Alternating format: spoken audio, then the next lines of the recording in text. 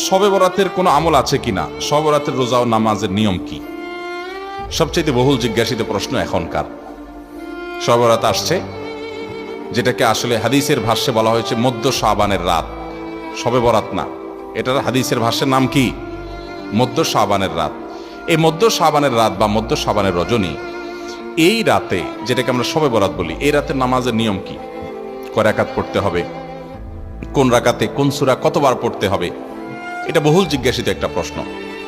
এবং এ ব্যাপারে আমরা অনেকে জানি যে শবে বরাতের নামাজে এত রাকাত পড়তে হবে, সেখানে সূরা কুল হুয়াল্লাহ, ইখলাস এতবার পড়তে হবে, ইত্যাদি ইত্যাদি। লাইলাতুল কদর ছাড়া অন্য যে সমস্ত রাতের ফজিলত আছে, এর মধ্যে 10টা রাতের কথা আল্লাহ তাআলা শপথ করেছেন, ওয়াল ফাজরি ওয়া লায়ালিন আশর। সে 10টা রাত হলো জিলহজের প্রথম দশক।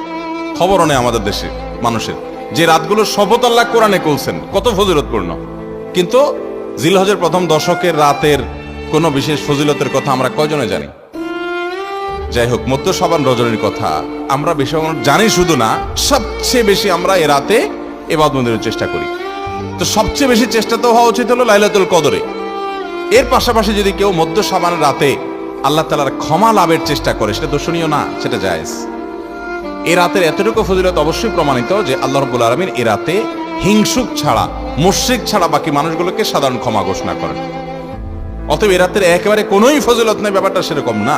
বিভিন্ন হাদিসের আলোকে এটুকু অন্তত সাব্যস্ত হয় যে আল্লাহ তাআলা হিংসুক এবং আপনার মুশরিক ছাড়া, মানুষের পিছিয়ে লাগে শত্রুতা, এই মানুষ ছাড়া বাকি মানুষটিকে মাফ করে। তাহলে মধ্য শাবানের রাত বা যেটাকে শবে বরাত বলছি আমরা, এই রাতের মূল আমলই হলো, এটাকে কেন্দ্র করে মূল আমলই হলো নিজেকে শিরক এবং হিংসা থেকে পরিচ্ছন্ন করা, সাধারণ ক্ষমার উপযুক্ত করা। এটা হলো মূল আমল, বাস। এর বাইরে আপনি ক্ষমা লাভের জন্য যদি চেষ্টা করেন, সেটা কোনো দর্শনীয় বিষয় নয়। তবে এই রাতকে কেন্দ্র করে বিশেষ ফরম্যাটে নামাজ, রাত জেগে, তারপর বিশেষ ফরম্যাটে ইবাদত, এই সূরা এতবার, এই নামাজ এত রাকাত, এরকম কোনো কথা কোরআন হাদিসে বর্ণিত হয়নি। এগুলো আমরা মনগড়া বানিয়ে নিয়েছি। এবং যদি এরকম কোনো ফরম্যাট আমরা ঠিক করে নিয়ে সেভাবে ইবাদত করাটাকে আমরা এ রাতের আমল, শরিয়া সিদ্ধ আমল মনে করি বা সুন্নাহ আমল মনে করি বা কোন নির্দিষ্ট আমল মনে করি, তো একটা বেদাতে পর্যবেসিত হবে। অতএব বাড়াবাড়ি এবং ছাড়াছাড়ি এই দুইটাই আমাদেরকে পরিহার করতে হবে। যতটুকু আছে ততটুকু আমরা আমল করব এবং এসে আমল অনুযায়ী আমরা চলার চেষ্টা করব। শবে বরাতে সবচেয়ে বেশি মানুষ মসজিদে কেন ভিড় জমায় বলেন তো? শবে কদর বেশি ফজিলতপূর্ণ না এই রাত? শবে কদর কোন তুলনা আছে শবে কদরের সাথে কোনটার? কিন্তু শবে কদরে কি এত মানুষ ইবাদত বন্দেগী করার চেষ্টা করে শবে বরাতে যত করে? কারণ কি? মিষ্টির জন্য বলে, খারাপ বলেন নাই। আমি ছোট থাকতে যখন মাদ্রাসায় পড়ি, লজিং এ ছিলাম এক বাড়িতে, আমার মনে আছে এক মসজিদে সারা রাত শবে বরাতে এরকম দোয়া দরুদ হয়েছে। এবার শেষে মিষ্টি বিতরণ হচ্ছে, জিলাপি দিতে আর কি, তখন তো জিলাপি দেওয়া হচ্ছে। তো এক আল্লাহর বান্দা তার যে জিলাপি দিচ্ছে, সবাই দুটো দুটো করে দিচ্ছে, ভুলে তার একটা পড়ছে। পরে সেই জিলাপিটা নিয়ে এসে বাইরে ওই মুয়াজ্জিন বেচারার 14 গোষ্ঠী গালিগালাজ করতে করতে বলতেছে যে সারা রাত বেটা সবচেয়ে বেশি কানলাম আমি, আর দিছে আমার একটা। আল্লাহর কাছে এই নসিব চাই এই একটা জিলাপি নিয়ে পাইলাম। সে কানতে কানতে মুয়াজ্জিনকে গালিগালাজ করতে করতে যাচ্ছে। আমার ছোটবেলার ঘটনা। যাই হোক, তো মিষ্টির জন্য যায় না, এটা পুরোপুরি সঠিক না। এত অভাব পড়ে না যে সারা রাত মানুষ মসজিদে পড়ে থাকবে একটু মিষ্টি একটা প্যাকেটের জন্য, আমার মনে হয় না। আমার যেটা মনে হয়, সবচেয়ে বেশি মানুষ এ রাতে ইবাদত বন্দেগীর চেষ্টা করে, কারণ মানুষ মনে করে এ রাতে ভাগ্য নির্ধারণ হয়। অতএব এক রাতে ইবাদত বন্দেগী করে যদি সারা বছরেরটা ফাইনাল করে ফেলতে পারি, মন্দ কি? এই হলো মূল কাহিনী। আল্লাহ তাআলা আমাদেরকে বিশুদ্ধ পদ্ধতিতে ইবাদত বন্দেগী করার তৌফিক দান করুন।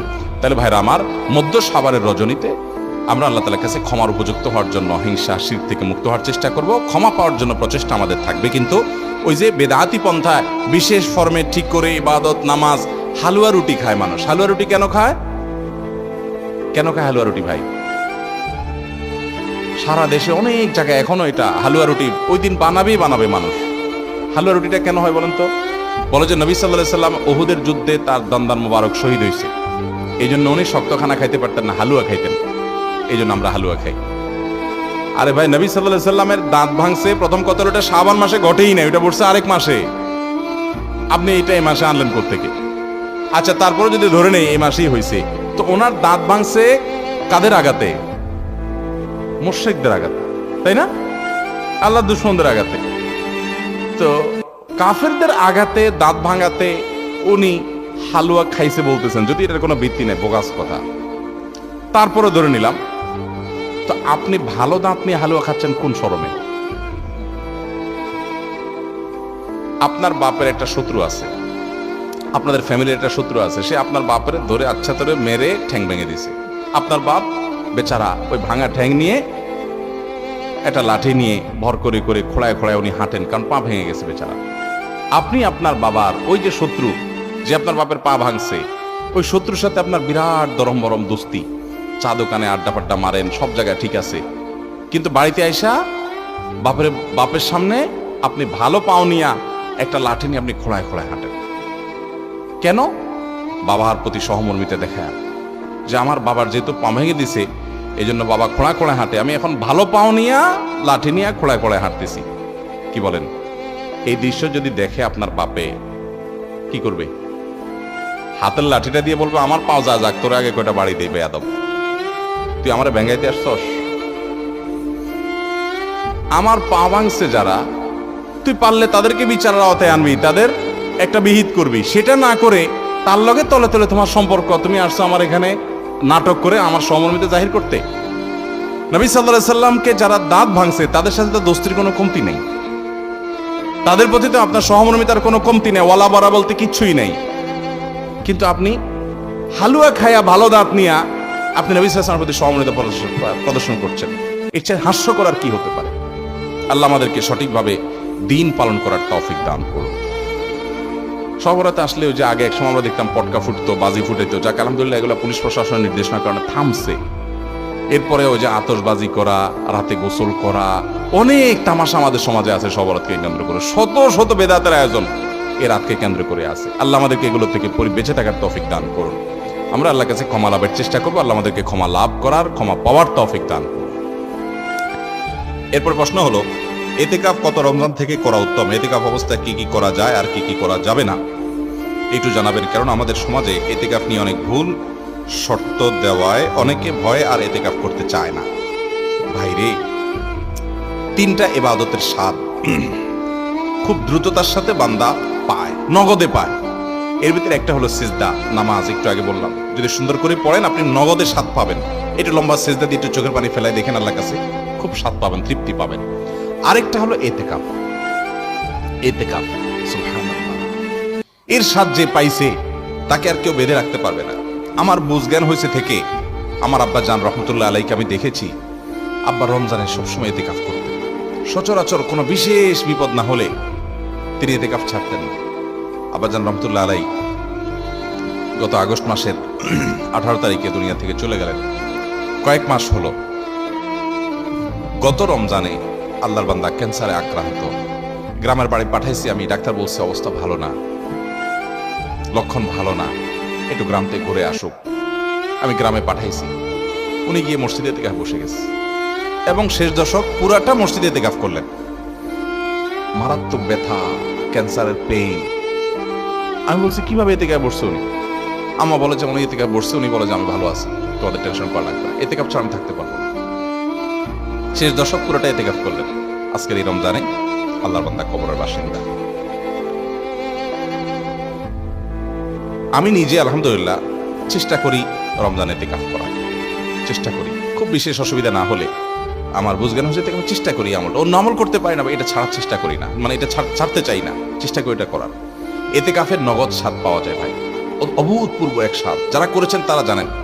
আল্লাহর ঘরে একটু বসে যান, বসে ইবাদতবন্দি করেন, আপনার ফিল হবে কি জানেন? ফিল হবে গাট্টি বসকা নিয়ে আল্লাহর চৌকাঠে এসে পড়ে গেছে, এরকম একটা ফিল হবে, অনুভব হবে, অসম্ভব ভালো লাগা কাজ করবে। বিশেষ করে এই মোবাইল টিপি দুনিয়ার হাজারটা কাজে, ইজি কাজে বিজি থাকার এই সময়ে 10টা দিনের জন্য আপনি নিজেকে বন্দি করে ফেলেন মসজিদে, অন্যরকম একটা স্বাদ পাবেন।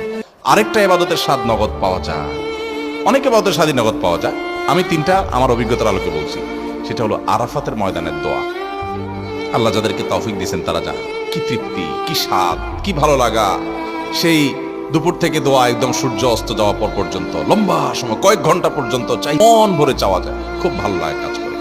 আল্লাহ আমাদেরকে সব ইবাদতের স্বাদ পাওয়ার তৌফিক দান করুন। তাহলে ভাইরা আমার, এতেকাফ ইনশাআল্লাহ আমরা করবো তো? আল্লাহ চাহেন তো? খুব লজ্জার কথা যে আমাদের দেশে মসজিদগুলোতে এতেকাফের জন্য টাকা দিয়ে লোক ভাড়া করা লাগে। আছে না নাই? আহারে কপাল পোড়া রে। নবী করিম সাল্লাল্লাহু আলাইহি সাল্লাম রমজানের রোজা ফরজ হওয়ার পর থেকে নিয়ে তৃতীয় হিজরিতে, দ্বিতীয় বা তৃতীয় হিজরিতে রমজান রোজা ফরজ হওয়ার পর থেকে নিয়ে তার ওয়াফাতের আগ পর্যন্ত একটি বারের জন্য ইতিকাফ ছাড়া থাকেন নাই।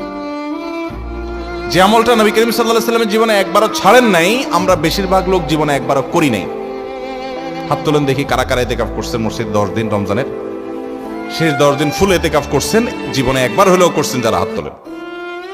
দেখেন কয়টা হাত উঠছে, গোনা যাবে না। এর মানে হলো ম্যাক্সিমাম মানুষ আমরা জীবনে একবারও করি নাই।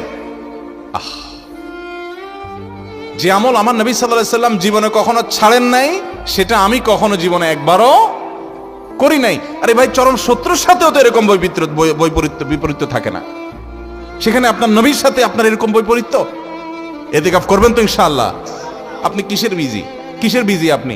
আমার নবীর চাইতে আপনি বেশি বিজি, যিনি কাফাতুন নাসের কাছে রাসূল হয়ে এসেছেন, যিনি রাহমাতুল লিল আলামিন ছিলেন, গোটা পৃথিবীর মানুষের জিম্মাদারি যার মাথায় ছিল, মদিনা রাষ্ট্রের প্রধান যিনি ছিলেন, শেষ 10 দিন আসছে সব কাজ বন্ধ, মসজিদে এসে পড়ে যেতেন। উনি যদি পারেন, আপনি কি ব্যস্ত? ইতিকাফ করবো তো ইনশাআল্লাহ। রমজানের শেষ দশকে ইতিকাফ করবেন, সামনের বছর নিয়ত করছেন যারা, হাত তোলেন দেখি। সিরিয়াস যারা নিয়ত করছেন, আল্লাহ আমাদের তৌফিক দান করুন, আর বাকিদেরকে আল্লাহ তাআলা নিয়ত করার তৌফিক দান করুন। ইতিকাফ করবো তো ইনশাআল্লাহ। ইতিকাফ করার অবস্থা কি কি নিষেধ? ইতিকাফের বাইরে আপনার যা যা নিষেধ, ইতিকাফ অবস্থায় তা নিষেধ। হারাম কোনো কাজ তো বাইরেও করা যাবে না, মসজিদেও করা যাবে না। তবে ইতিকাফরত অবস্থায় আপনি দুনিয়ার কাজ কাম ইতিকাফে বসে বসে করবেন না। একান্ত যেটা বাধ্য, আপনার ব্যবসা বাণিজ্য অন্যান্য কাজ যেগুলো না করলে নয়, আপনি মসজিদে বসে ওইটার উপর আপনার ডিপেন্ডেন্ট, আপনার চলতে হয়, আপনি জরুরি 2-4টা কাজ করা লাগলো সেগুলো করলেন। ওখানে বসে বসে আপনি রীতিমতো এটা দোকান বানায় ফেলবেন না আর কি। ওখানে বসে দুনিয়াবি প্রয়োজনীয় কাজগুলো আপনি সারতে পারবেন, যেগুলো আপনার জন্য জরুরি সেগুলো আপনি করতে পারবেন। এছাড়া আপনি মসজিদের ভিতরে নিজেকে আবদ্ধ করে ফেলবেন। এটা করবেন হলো 20 রমজান সূর্য অস্ত যাওয়ার আগে আগে মসজিদে ঢুকবেন। 20 রমজান সূর্য অস্ত যাওয়ার আগে আগে মসজিদে ঢুকবেন। এরপর থেকে সূর্য ঈদের চাঁদ দেখা যাওয়ার আগ পর্যন্ত মসজিদে থাকবেন। ঈদের চাঁদ দেখা যাওয়ার সংবাদ শুনছেন, এরপর বের হয়ে যাবেন। এই 10 দিন আপনি মসজিদে অবস্থান করবেন, নিজেকে সেখানে আবদ্ধ করে রাখবেন। এবং এর মধ্যে আপনি বাহিরে যাবেন না। বাহিরে যাবেন টয়লেটের জন্য, পেশাব পায়খানা করার জন্য, একান্ত জানা হল না সেই জন্য যাবেন। এমনকি খাবারটা এনে দেওয়ার লোক থাকলে আপনি বাসায়ও যাবেন না। খাবার এনে দেওয়ার কোনো লোক নাই, কোনো ব্যবস্থা নাই, এরকম কোনো জায়গায় যদি ইতিকাফ করেন, তাহলে শুধু খেতে চেয়ে কারোর সাথে কথাবার্তা না বলে সোজা আবার চলে আসবেন, ব্যাস। অর্থাৎ 10 দিন আপনি মসজিদে বন্দি রাখলেন নিজেকে, শুধু ইবাদতবন্দির জন্য, ব্যাস। এই হলো ইতিকাফ। সেখানে আপনি তেলাওয়াত, তাসবিহ, ঘুম, অন্য সাধারণ কাজ কাম সবই করতে পারবেন। এমনকি যে বললাম, দুনিয়ার যে কাজ না করলে না, সেটাও আপনি জরুরি কাজ মসজিদে বসে করতে পারবেন। বাইরে যে দোকানদারি করতে পারবেন না 10 দিনের জন্য। করবো তো ইনশাআল্লাহ। ইতিকাফের ফজিলত হলো নবী করিম সাল্লাল্লাহু আলাইহি ওয়াসাল্লাম জীবনে কখনো ছাড়েন না। আল্লাহ আমাদেরকে আমলটা করার তৌফিক দান করুন। এবার প্রশ্ন হলো, সুইয়ের আগার সমপরিমাণ পেশাবের ছিটা লাগলে কি কাপড় এবং শরীর নাপাক হবে? সুইয়ের মাথায় যে পরিমাণ পেশাবের ফোঁটা থাকে, ছিটা থাকে, এই পরিমাণ পেশাব যদি লেগে যায় কাপড়ে, 2-4টা 5টা 10টা এরকম কিছু ছিটা লেগে যায়, তার কারণে কাপড় বা শরীর নাপাক হবে না। কারণ এটা থেকে মানুষ চাইলেও বাঁচতে পারে না, এটা খুব সূক্ষ্মভাবে লেগে যায়, এতটা সতর্ক থাকা সম্ভব নয়। সেজন্য এটা মাফ। যে সুইয়ের আগায় যে পরিমাণ পানি থাকে, ওইরকম ছোট ছোট ছিটা যদি পড়ে যায়, সেটা মাফ। কিন্তু ইচ্ছাকৃতভাবে এরকম ছিটা ফেলানো, ইচ্ছাকৃতভাবে মানে কি, আপনি দাঁড়ায় সরসরা করে পেশাব করা শুরু করছেন শক্ত একটা জায়গায়, তাহলে অটোমেটিকলি আপনার গায়ে ছিটা আসবে। অতএব আপনি এমনভাবে পেশাব করবেন যাতে ছিটা না আসে। তারপর যদি চলে আসে, ইনশাআল্লাহ এর কারণে কি হবে না, আপনার গুনাহ হবে না, এবং আপনার পোশাক বা শরীরও অপবিত্র হবে না। ওই পোশাকে আপনি নামাজ পড়তে পারবেন।